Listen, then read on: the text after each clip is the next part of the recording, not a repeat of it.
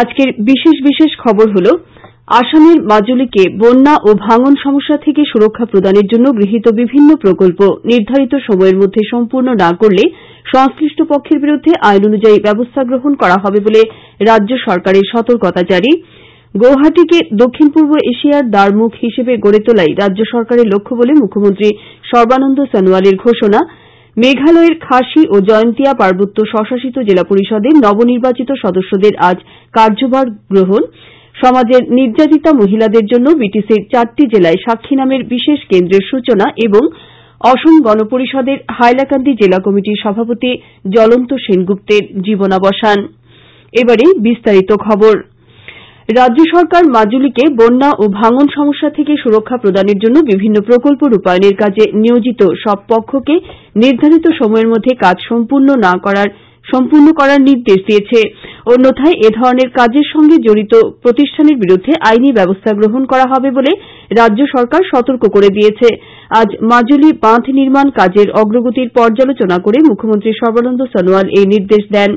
মুখ্যমন্ত্রী বলেন যে মাজুলীকে বন্যা ও ভাঙন সমস্যা থেকে সুরক্ষা প্রদানের জন্য 189 কোটি টাকা ব্যয়ে প্রকল্প গ্রহণ করা হয়েছে।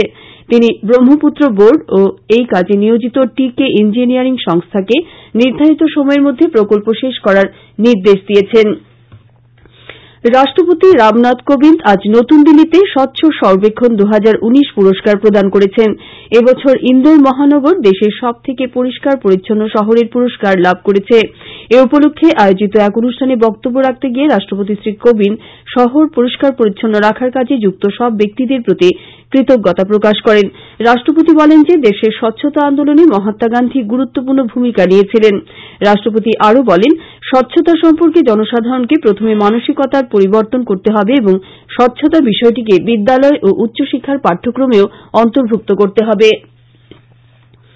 সমগ্র দেশে আগামীকাল জনৌষধি দিবস পালন করা হবে। আজ নতুন দিল্লিতে রসায়ন ও সার প্রতিমন্ত্রী মনসুখ মান্ডভি এক সাংবাদিক সম্মেলনে বলেন যে এই দিবস উপলক্ষে প্রধানমন্ত্রী নরেন্দ্র মোদী আগামীকাল ভিডিও কনফারেন্সিং এর মাধ্যমে জাতির উদ্দেশ্যে ভাষণ দেবেন। তিনি বলেন যে দেশের 650টি জেলায় 5000-এরও অধিক প্রধানমন্ত্রী ভারতীয় জনৌষধি পরিযোজনা কেন্দ্র কাজ করছে। এই কেন্দ্রগুলি কম মূল্যে মানবিশিষ্ট ওষুধ সরবরাহ করে।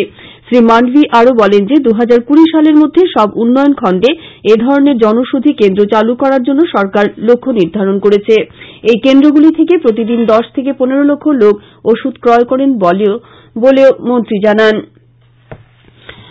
মুখ্যমন্ত্রী সর্বানন্দ সোনোয়াল বলেছেন যে আসাম সরকারের লক্ষ্য হচ্ছে গৌহাটিকে দক্ষিণ পূর্ব এশিয়ার দ্বারমুখ হিসেবে গড়ে তোলা। এই লক্ষ্যে আসাম সরকার গত 2 বছর 10 মাসে বিভিন্ন বাস্তবমুখী পদক্ষেপ গ্রহণ করেছে এবং রাজধানী শহরটিকে দেশের অন্যতম স্মার্ট সিটিতে রূপান্তর করার জন্য একাধিক প্রকল্প গ্রহণ করেছে।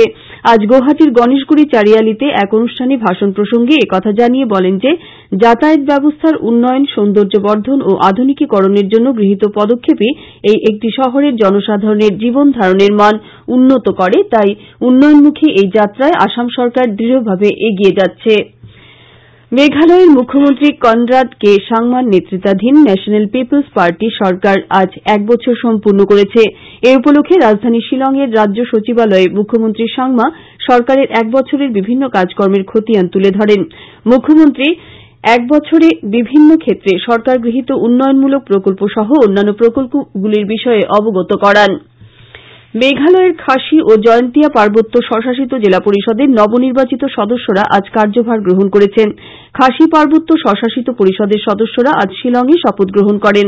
তিনবিল দখার জেলা পরিষদের মুখ্য কার্যবাহী সদস্য হিসেবে নির্বাচিত হওয়ার সম্ভাবনা রয়েছে। এদিকে পরিষদের অধ্যক্ষ হিসেবে PNCM বিনা প্রতিদ্বন্দ্বিতায় নির্বাচিত হয়েছেন। এদিকে জয়ন্তিয়া পার্বত্য স্বশাসিত পরিষদের নবনির্বাচিত সদস্যরা জোয়াইতে শপথ নিয়ে কার্যভার গ্রহণ করেন। পরিষদের মুখ্য কার্যবাহী সদস্য পদের জন্য থম্বয় সিবাদে ও অধ্যক্ষ পদের জন্য লখন গিয়াম আজ মনোনয়নপত্র দাখিল করেছেন। কেন্দ্রীয় মাধ্যমিক শিক্ষা পর্ষদ আগামী জুলাই মাসে অনুষ্ঠেয় কেন্দ্রীয় শিক্ষক যোগ্যতা পরীক্ষার আবেদনের সময়সীমা 12 মার্চ পর্যন্ত বৃদ্ধি করেছে।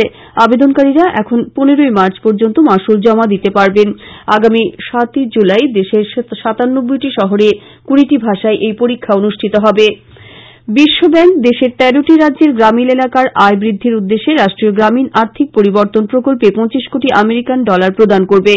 অর্থ মন্ত্রণালয়ের অর্থনৈতিক পরিক্রমা বিভাগের সচিব সমীর কুমার খাড়ে ও ভারতে বিশ্বব্যাংকের কার্যকরী সঞ্চালক হিসাম আবদো গতকাল নতুন দিল্লিতে এ সম্পর্কিত এক চুক্তিতে স্বাক্ষর করেন।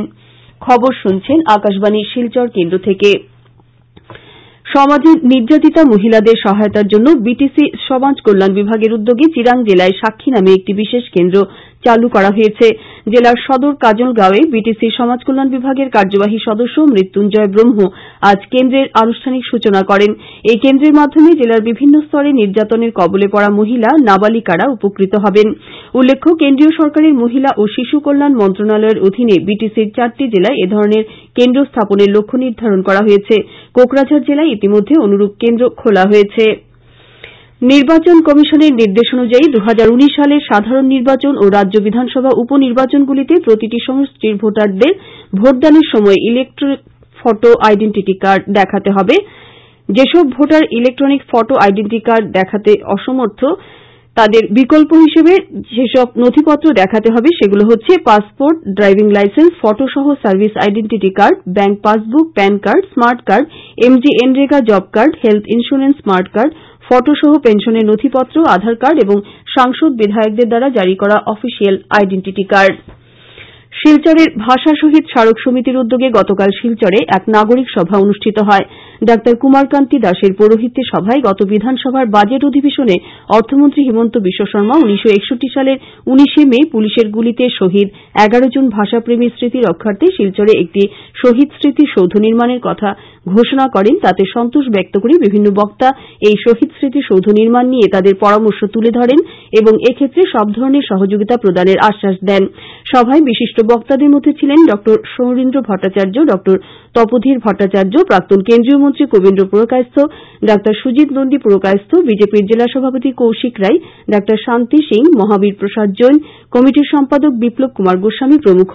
শুরুতে কমিটির সাংস্কৃতিক উপসমিতির সভানেত্রী স্বর্ণালী চৌধুরী সভার উদ্দেশ্য ব্যাখ্যা করেন। অসম গণ পরিষদ দলের হাইলাকান্দি জেলা কমিটির সভাপতি জ্বলন্ত সেনগুপ্ত আজ গৌহাটির একটি বেসরকারি নার্সিংহোমে শেষ নিঃশ্বাস ত্যাগ করেন। বয়স হয়েছিল ৭৬। জ্বলন্ত সেনগুপ্ত প্রায় ৩ দশক সক্রিয়ভাবে রাজনীতি সহ বিভিন্ন সামাজিক, সাংস্কৃতিক ও সংবাদ জগতের কাজকর্মের সঙ্গে যুক্ত ছিলেন। তাঁর মৃত্যুতে রাজ্যের প্রাক্তন মুখ্যমন্ত্রী প্রফুল্ল কুমার মহন্ত, প্রাক্তন মন্ত্রী গৌতম রায়, হাইলাকান্দি জেলার ৩ বিধায়ক গভীর শোক প্রকাশ করেন। আজ বিকেলে হাইলাকান্দি শ্মশান ঘাটে তাঁর শেষকৃত্য সম্পন্ন হয়েছে। বদরপুর নবীনচন্দ্র কলেজের প্রাক্তন অধ্যক্ষ বিশিষ্ট সাহিত্যিক ড শিব তপন বসু গতকাল নিজ বাসভবনে শেষ নিঃশ্বাস ত্যাগ করেন। বয়স হয়েছিল ৬৯। তিনি দীর্ঘদিন ধরে অসুস্থ ছিলেন।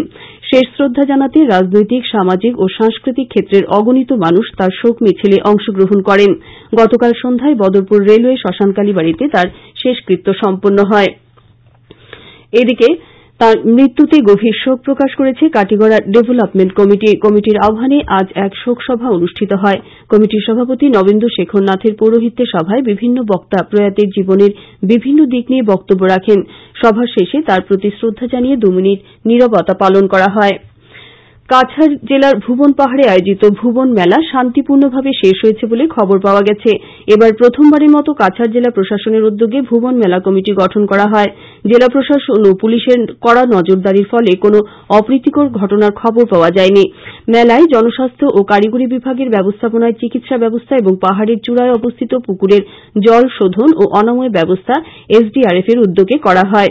এদিকে কাছাড়ের জেলা উপায়ুক্ত লায়া মাদ্দুরী, অতিরিক্ত উপায়ুক্ত বিসি নাথ, রণদীপ দাম ও লক্ষ্মীপুরের সহকারী আয়ুক্ত ওয়াহিদুল ইসলাম ভুবন পাহাড়ে গিয়ে আইন শৃঙ্খলা পরিস্থিতি খতিয়ে দেখা সহ সেখানকার নানা সমস্যা নিয়ে স্থানীয় লোকেদের সাথে আলোচনা করেন এবং সমস্যার সমাধানে উপযুক্ত ব্যবস্থা গ্রহণের আশ্বাস দেন।